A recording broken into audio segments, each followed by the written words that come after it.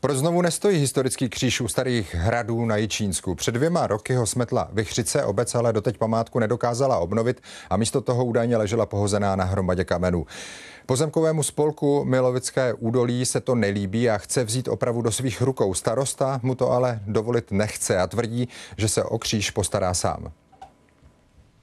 Dřevěný kříž s Ježíšem stál na tomto místě na kopci u Starých hradů už v 17. století. Několikrát byl obnovován, přičemž naposledy v roce 2005 z iniciativy občanského sdružení z Milkovic.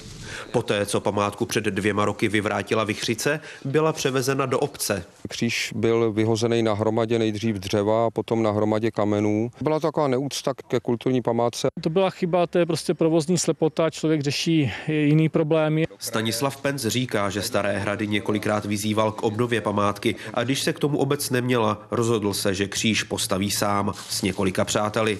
Akci tedy naplánoval. Místo toho, aby jsme tak dneska učinili, tak místo toho starosta kříž zamknul do garáže, nechce ho vydat. Doufám, že se nám to nakonec podaří a že to tady zase bude stát. Pan Penc, když zval na takzvané vztyčení tohoto kříže, tak věděl, že ten kříž vztyčený být nemůže, protože já jsem si to vzal za svý. To znamená, že Staré hrady chtějí památku po 2 letech instalovat sami. Tak uvidíme, jak to dopadne, jestli skutečně ho zrestaurujou a jestli ho tady umístějí tak, jak má, jestli přijde farář, jestli ho vysvětí. Starosta slíbil, že kříž obec postaví nejpozději do poloviny října. Přemysl Šrámek, Česká televize, Staré hrady.